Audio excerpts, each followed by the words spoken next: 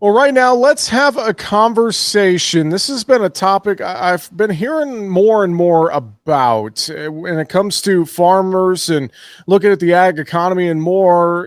Who doesn't want to maybe potentially make a little extra income? Well, one way farmers could possibly do that is through short term land access leases that could provide new hunting ground for hunters across the country, things of that nature. Let's talk about this and learn more about Infinite Outdoors. Their founder and CEO, Sam Seaton, joins us here today. Sam, thanks for the time. Appreciate you being with us today. Absolutely. My pleasure. Excited to talk to you. Can you give folks a little bit of background on Infinite Outdoors just to get the conversation started? Yeah, absolutely. So, Infinite Outdoors, I guess I'll preface this with it. The original intention wasn't to have the kind of national platform that we do now, but it was to create a solution for managing my own family ranch and some of our farmland because I didn't really like the existing status quo. We wanted to make extra money, help pay our taxes and do all that. And there really wasn't any option outside of leasing to a club, leasing to an outfitter, which so right from the get go, I kind of had two main problems with that. One being I'm a sportsman myself. I like to hunt and fish. I have friends that like to hunt and fish, and I don't like, just as a general rule of thumb, I don't like giving away control of my property. So I wanted a way that I could still, maintain some control, but not give up on that earning potential. The other side of things is I didn't necessarily like, once you give away those leases, you can't control your, the quality, the conservation aspect. You can deplete that renewable resource, and even if you made money that one year, an outfitter can just blow it out, not renew the next year, and and then you're sitting there while your game species hopefully recover. So in a nutshell, our platform, I wanted that same hands-off type experience that a landowner would get from leasing their land, but wanted there to be higher income potential, more control, and that's how we came up with our app and platform for people to book those daily access, and it's all white glove treatment. So help landowners set it up. We have lots of landowners on our platform. Even though we're a tech platform and a mobile app and all of this stuff that helps kind of facilitate those interactions. We have plenty of other good old boys, even like my dad, still working off of flip phones and stuff, and they can manage this in a hands-off manner and earn more money than they could in any other way. Well, I mentioned at the open hunting, but it's more than that. You mentioned fishing, just recreation in general, and it almost feels like it's in some ways, we hear about things like Airbnb and VRBO, et cetera, et cetera. It's almost kind of like that for hunting, fishing, recreation. And to your point, letting farmers kind of have the control and vet some of the folks that are maybe using their ground, et cetera, et cetera. There's a lot of advantages to the platform, it sounds like. Yeah, no, there's a lot. And we like to think we thought of everything since, again, I think the Airbnb of access is a good way to grasp the concept, but we are very, very different than that in the regards of, we're like, our platform is much more closely managed. It's more hands off. So you still have, only vetted members that can come through. You can still control your calendar, but it's only one-way communication. You don't ever have to actually talk or message back and forth with a prospective angler, hunter, anything like that. You can if you want to. That's all in there. But that's why we're really big on, you get a dedicated biologist or land manager that can help set things for you. If someone has a question, they're calling Infinite's team, not you as the landowner. So while it is very similar from the control perspective and the higher income earning potential of an Airbnb type model, it still is that. I always say it this way: ranchers and farmers want to ranch and farm. They don't want to be messaging back and forth with, some dude who just got bigger tires on his Prius so he can come out and explore your farm. That's not what we're, that's not as appealing to most people. So we tried to make sure that side was still controlled while, like you said, making sure you have good quality people coming on and can have that higher income earning potential without losing control. And I think for hunters, anglers, etc., a cool aspect for them in many cases, this could be, ground that hasn't had any sort of access to it for some time. So from that standpoint, whatever game you are hunting or whatever, you're trying for fishing, etc. I mean, there's a lot of opportunity there. I think that's a cool appeal for some folks because some of this land, again, may not have had access to it publicly in some time or ever, right, Sam?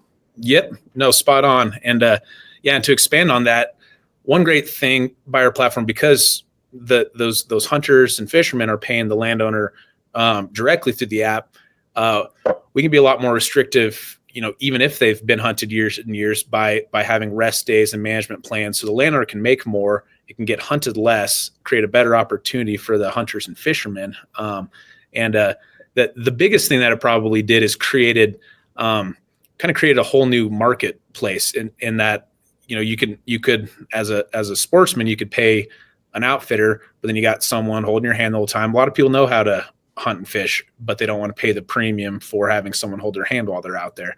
So this kind of opened up that whole, working man that might only have, a couple days a month to be out in the field to, have that opportunity get on better hunting and fishing properties.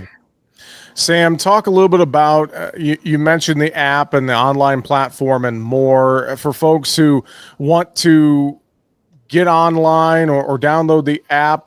Talk about just ease of use and signing up and all those sorts of details. And maybe we can talk about this from a landowner perspective and then from a hunter angler perspective. But can you share some details on what folks need to do to get started? Yeah.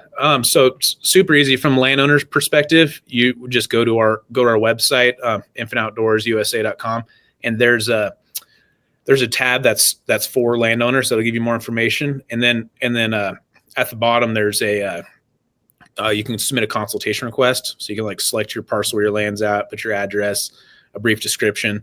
So one thing that's unique about Infinite is, and also a differentiating feature to something like Airbnb, is not everybody gets accepted. If your land isn't quality enough, or if you're overhunting and you don't value working with biologists and having sustainable conservation practices, it probably won't get accepted.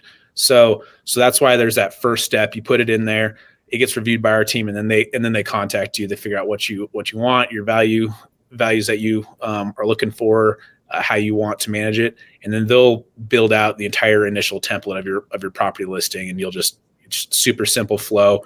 Once it's done, you can log on, see your profile. You can change any rules and regulations from the default. You can add in any gate codes that you need in there, any other controls. So from a landowner perspective, super easy. Biggest thing is just you have to get through that vetting and kind of that initial consultation with one of our biologists and stuff. And then from the hunter angler perspective, it's even easier. You can go again to the website, or what most people do, they're just downloading the app directly from the App Store, the Google Play Store, and you literally just create your login credentials. It's free to download, and then you can explore all the properties and listings on the platform. The only further step there is once you go to actually book a property, it's going to prompt you to take a membership application, and that has all the disqualification questions. That's how these landowners know that good vetted people are coming onto their property. So they're agreeing to extra liability releases, all that sort of stuff. And if they answer any of those questions wrong, they're not able to book your properties. If you're a felon, if you've ever had a game violation, if you've ever sued anybody for any reason, things like that, you'll be stonewalled right there. But then after that, it's as simple as searching the map, finding the area, filtering by game, whatever you're looking for. You can click property, see all the write-up on it, book it. It's going to download an offline map and show your geofences of the property, where you're allowed to be, your GPS location, rules and regulations, all that stuff. So very, very simple, just a couple clicks to do bookings. And I think at the end of the day, when you look at this platform, you think about the benefits for farmers and for hunters, anglers, et cetera, really all together, it's all about conserving our lands. And, farmers are the original stewards of the land, and hunters and anglers, of course, approaching it from that perspective. And you mentioned it too a couple of times. It's all about protecting, conserving our lands, and being able to as well enjoy on our lands, right, Sam? Yep, absolutely. And that's huge. That's why we like to think, you have to have conservation or else it's not sustainable. So I think our platform and our team help, show that two things can be true at once. The conservation and the stewardship, that can go hand in hand with also having higher earning potential and making more sustainability there. And again, because you're not leasing away your rights, it's kind of clawing back, using technology to get back to the old days. If someone knocks on your door with a 6-pack and offers to help buck some hay, you can still let them out because you're not in a lease with us. It's still your land. If you have friends that come over, close your deal, you can still use your land as your land. So that's the beautiful thing, kind of conservation and clawing back the ways of the old, just thanks to technology. One of the few good things technology's done. Sam, any other final thoughts you would share with us, or anything else you would reiterate to folks here today? Just that, I think from a landowner's perspective, the cool thing is, in general, if you think we should be doing something, we probably are. So reach out. And if we're not, we're all, apps built by people that also are landowners. Our CTO owns a ranch. So if there's ever anything on there, if you think it's not the perfect fit, probably is. If you reach out to us, and if it's not, we'll build out whatever tools you need to make it work for your operation. Well, it's a really cool platform, infiniteoutdoorsusa.com for more information. Founder, CEO, Sam Seaton, thanks for joining us here today on the program to tell us more. We appreciate the time. My pleasure. Thanks for having me.